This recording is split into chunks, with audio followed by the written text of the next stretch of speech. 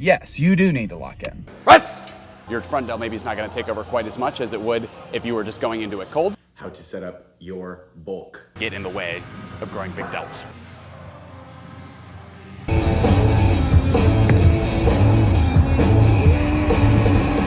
That's what it was. That's what it was. All right, guys, welcome back to the channel. Today, we're gonna be talking about how to set up your bulk to make sure that you are adding tissue to your frame so that the next time that you cut, you've actually made a difference from the last time that you did it. So how to set up your training, things to do with your nutrition, all kinds of good stuff like that. But before we get into that, we're going to be putting the pre-workout meal down. I have electrolytes here. So this is meal number 2, training a little bit later than normal, but we wanted to make sure that we got some stuff set up, got some errands taken care of and everything.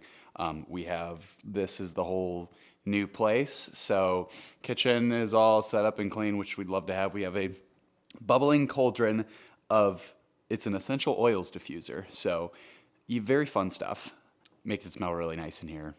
That's kind of the main benefit that I know about it. But everything else is pretty much all cleaned up. We just got our water filter in today too because we spent a little bit extra to opt for a Berkey because we are not tap water drinkers. So rather than continue to go with the Brita option, we know that this is going to do a lot better job filtering, and it was just something that we were waiting until after the wedding and everything to buy. So officially got this now, so we'll set that up here later today. We're going to put this meal down. We're going to go hit a shoulder focused push session. Walk you guys kind of through that and what my thought process is behind some of those movements. And then we'll come back here and chat a little bit about how to set up your bulk.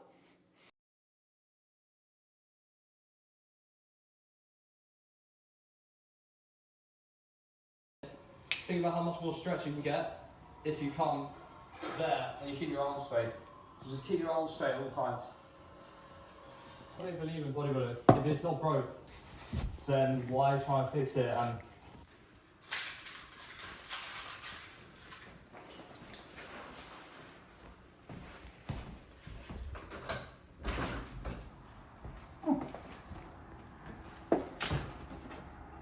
my puzzle. It's a puzzle? It's my puzzle. All right, here you go. Thanks. Okay, bye.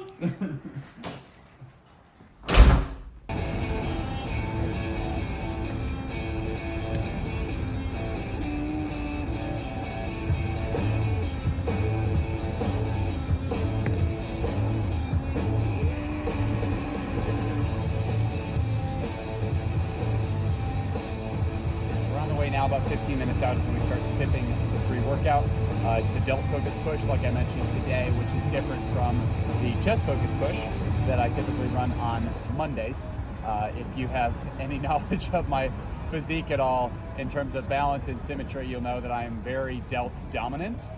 So this is a day that also is going to make sure that we hit some chest focused movements versus the chest day. The shoulder work is very, very minimal.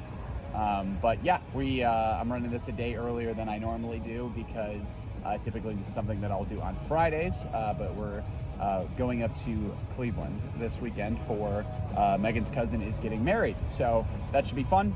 We'll have the wedding's going to be Saturday, and then we'll make our way back down here on Sunday and then run right back into it for the big back and legs session. So a little bit of a shakeup this week. One thing that I do want to say before we get in there and start the session is that we are now 16 days into January as of today, probably a couple more days by the time that you guys are seeing this.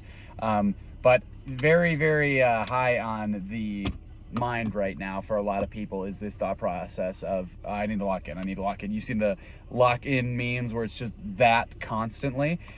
I will say for some of you that is true. And that's for a specific, it's not for absolutely everybody. And I don't recommend just continually beating yourself in the head with that of it's never enough. I'm never doing enough. I'm not moving towards my goals fast enough. Some of that, like, you're already basically doing a lot of the things that you need to do. You don't necessarily need to keep beating yourself over the head with that because I have done that before. It's not productive. It just leads to more negativity. But if you're someone who has set out to achieve something big, whatever goal that is that you've set up, and you are not doing those things, then yes, you do need to lock in. You do need to decide whether it's actually more important for you to do the thing that you say that you want to do, or the things that are getting in the way of you doing that. And a lot of times the things that get in the way are not others or distractions. Sometimes that takes our time away, but a lot of times it's our own hand. It's not being able to consistently execute on things regardless of what comes up. So if that is something that resonates with you, and you do need to lock in, then you need to go ahead and just do it. You need to, especially if you already know what it is that you need to do. If you're someone who's looking to make 2025 the year that you do level up your physique, and you don't know what to do, and you are ready to do some real work, then the coaching application link is going to be in the description below. If you're not looking for a coach, or if it's not something that you can financially afford right now, I absolutely understand. I also will be doing consultation calls where you can set up an hour. That's going to involve full physique assessment, going through your training, your nutrition, basically every other variable of your life, and giving you some recommendations on what I would have you do if I were coaching you. Obviously, there's not continual support on from there, but it's a more financially feasible option for some people that are not looking to hire a coach right now.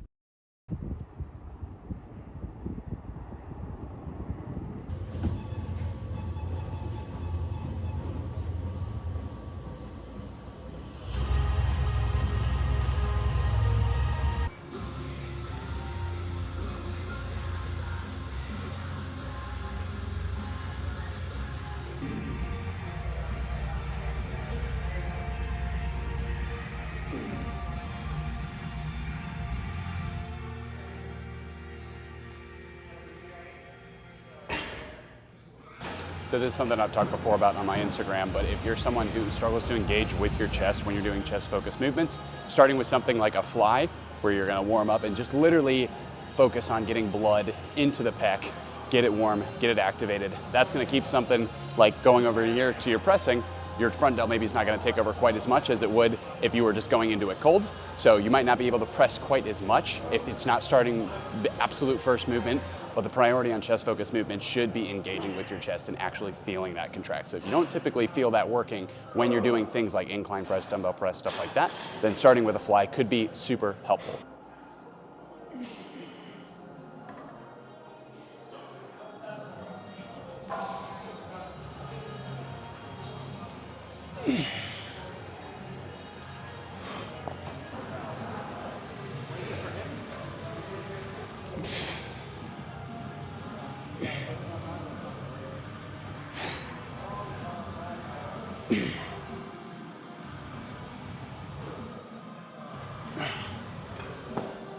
All right, Chris, what you want? Just one plate. One plate? Yeah, one plate. Yeah.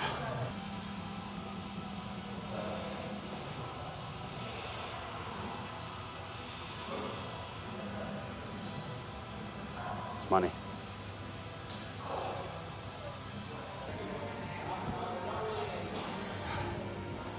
Okay.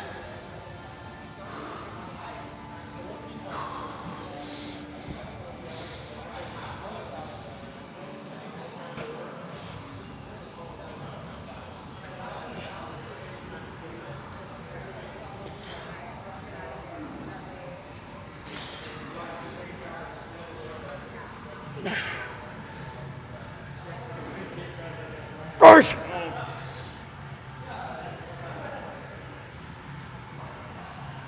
Push!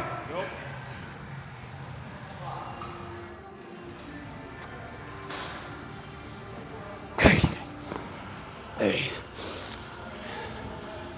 Yeah, that's good.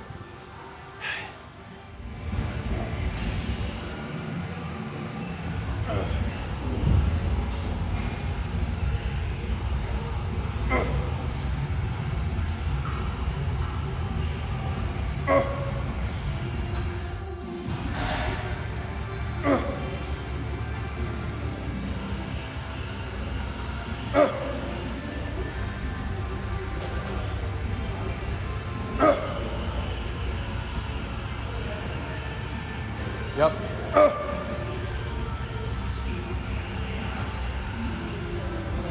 Come on.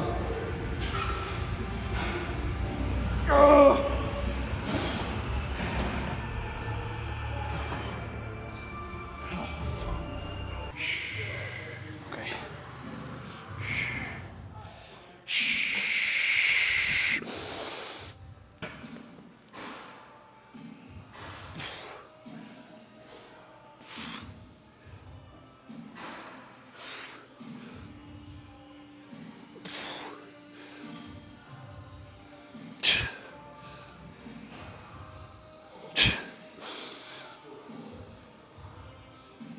Push. Boom.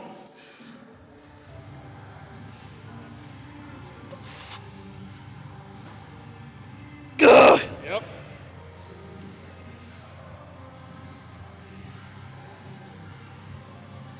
Good. Okay. Yep. Okay. I need more assistance for myself. Oh my gosh. Braced up enough for that. It tends to be when I hit the wall, it's like, That was complete. you're there, you're done, bud. So for your chest training, a lot of times people are very emotionally attached to the machines and the exercises that they're working with. So they'll really, really love to bench, or they really, really love to hit dumbbell incline. That stuff is fine. It's not that you can't grow your chest with it, but if you are trying to build like a stage-worthy chest, you probably need to have a movement like this in there, because the stability that a machine like this provides, where you can take your chest all the way to that point and you're not trying to worry about stabilizing dumbbells or stabilizing a barbell, is absolutely unmatched, especially later on in the session. So if you really like benching, go ahead and get it out of the way first, but this should be where you're taking your chest all the way there, because it's also a little bit risky to take a bench or a dumbbell all the way to failure unless you have a spotter. So if you don't have a spotter every time, this is a great option. I think it's so goofy when they have it on machines like this where it's not 5, it's like, Yeah, 3 1/3. yeah. Fuck. So that way I know when I want to do 290 and 6 2/3 pounds. Too bad I can't log that in anything. Yeah. Hey, that's progressive overload, man. Yeah. That's what that is. Little bit. Yeah. Maybe I'll leave it on there just for fun. I like using those drop weights on my clients too, and they're not paying attention. Yeah. Spin it, rotate. Oh, I totally do that too. Yeah. Drop a 5 or a 10 on there. Don't even tell them. Don't break eye contact. Just eye to eye the whole time. We'll go for a low rep here, and then we'll do a higher one. Okay.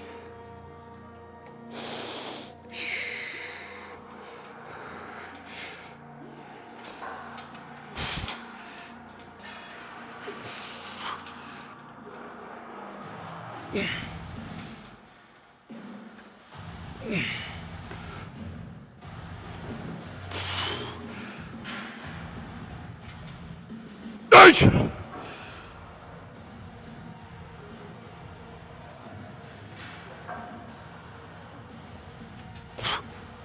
Okay. Yep, that'll do it. It's at 3 1/3. That's what it was. Yeah, that's what it was. All right, let's go. Yeah, that's right. Come on. Yes. Oh yeah, that's yours. Yep, we're here all day. Here all day, come on. Good. Yes. Press again. Yes, come on. You gotta get this one. Gotta get it. Press. Yeah. Attaboy. Good stuff. Yep. We'll try to go for like 10 or so. Drop it 250. Yeah. Remove this colossal weight from here. That was that last rep. Yeah. All right.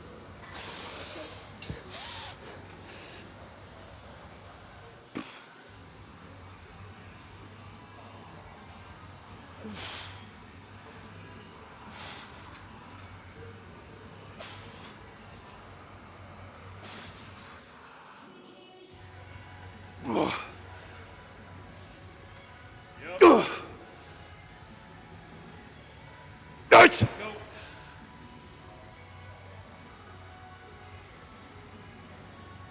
Ugh. Okay. Yep. I don't think I've ever had a strap like pop I mid-set. saw that mid like shit. That's probably a first. The level of discipline that you have is always indicated by how quickly you get back on the plan. If you got to use all the mental energy in the world during that cut to not go do that thing, then maybe it makes sense to not waste that mental energy not trying to do it during the bulk. But once you get more disciplined and you want to get to a point where if you want to compete or something, then that kicks in. Yeah. Yeah.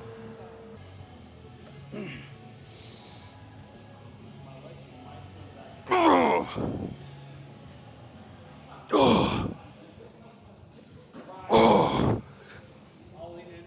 Okay.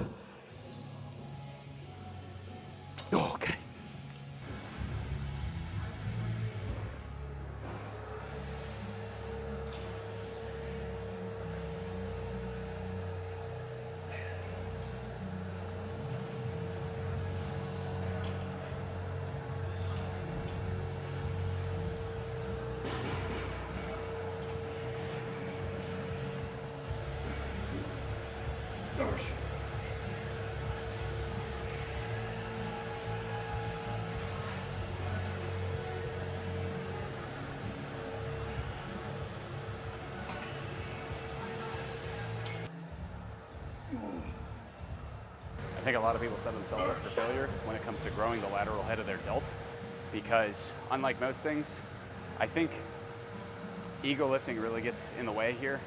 You need to leave your ego at the door for every movement that you're doing in the gym, but the main thing is that, it's coming to mind right now, is that you can probably still grow a decent back if you start out the first couple of years of your training career ego lifting. You can probably still grow decent legs if you start out the first couple of years of your career ego lifting, because then at least like you're still training really hard. Yeah, sure, there's a higher risk of injury, and I don't recommend that you do that. But that doesn't necessarily mean that you're going to grow a really big, meaty delts unless you kind of already are genetically blessed in that way. I think it's something that is not, it's a muscle group that is not able to move a ton of weight. It doesn't have a lot of leverage, right? So if you're picking up the 10s or the 15s, try not to be subconscious about it. Because if you're immediately jumping to the 30s or the 35s and then you're turning it into a shrug and it's all going to your traps and your delts are not growing, you probably need to change something. You probably need to adjust it a little bit. It's going to be a very similar story when you're going over to the cables, because in the same manner, you're taking a cuff, single hand, D handle, something like that. You're probably not going to be lateral raising the whole stack. It's probably not going to be 90, 100 pounds on there. It's probably going to be 10. It's probably going to be 15 or 20. So try not to let your ego get in the way of growing big delts. God. Oh. Push.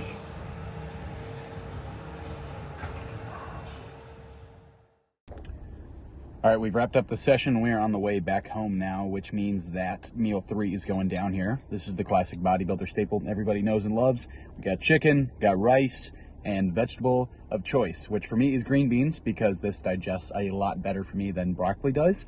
Not necessarily because it's my favorite vegetable, but because it's something that's super easy to put in here. It's a lot more simple to boil a ton of green beans at a time. Like maybe if I had my preference, I'd like green peppers or squash or something like this that maybe is a little bit more exciting. I literally don't even season the green beans or anything, because what's the point when the chicken's already seasoned, I guess. So sometimes it's not always about doing what is your favorite or preference. It's about doing what works and something that's going to be easily repeatable over the long term. So I'm going to put this down. We got a client call to get on once we get home. Knock another meal back in between that and the next one, and we're going to keep on rolling until we get to talk about how to set up your bulk.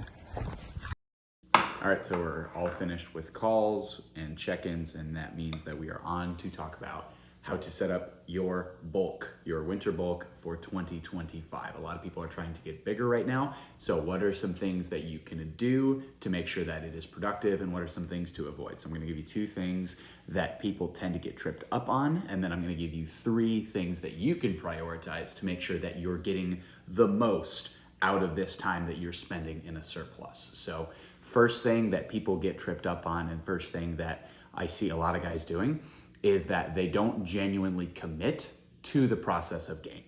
So whether that means they are emotionally attached to the way that they look, and they don't like seeing fat come onto their frame, they don't like seeing losing the definition and the leanness that maybe they got from their last cut. So they either do that, or they run the bulk for not long enough. So they'll go for 3-4 months, and then they'll go, that's enough, I'm ready to cut again. And in the meantime, they've gained 7-8 pounds. And it's not something where you're not gonna be adding meaningful amounts of tissue onto your frame in 3 to 4 months. It's gonna take longer than that.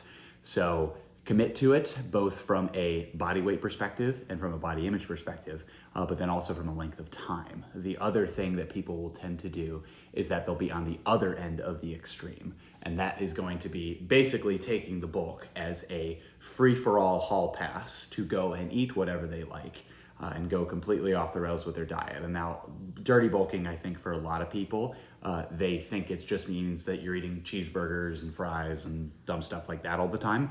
That's not necessarily the case. It could just mean that you're gaining at a much faster rate than you could possibly hope to have any of that be a meaningful amount of tissue. There's something that's called the P ratio, and it's basically the ratio of tissue that you're building versus the amount of fat for all the weight that you're gaining. So you want to keep that as skewed towards tissue as possible, because if you're just continuing to add more fat on, then you're not only making it harder for yourself on the cut, but a lot of times people will get reliant at being at those higher body fat percentages. And that way, when they actually do need to cut, not only do they have to diet for longer, but they also are not used to training being 30, 40, 50 pounds less than they were before. So they think that they've lost all of this muscle, when in reality, they're only moving that weight because they're heavier, because they're fatter. So you don't want to put yourself in that position either. The balance is going to be somewhere in the middle. So then we'll talk about the 3 priorities that you guys want to have. The first one is going to be finding that balance, and that's going to be aiming for an appropriate rate of gain. Now, a rate of gain that I usually like to aim for with my clients is 1.5 to 3% of your body weight per month. So that means if you're a 200-pound guy, you're probably looking for somewhere in the range of, I'd say, 3 to 5 pounds per month.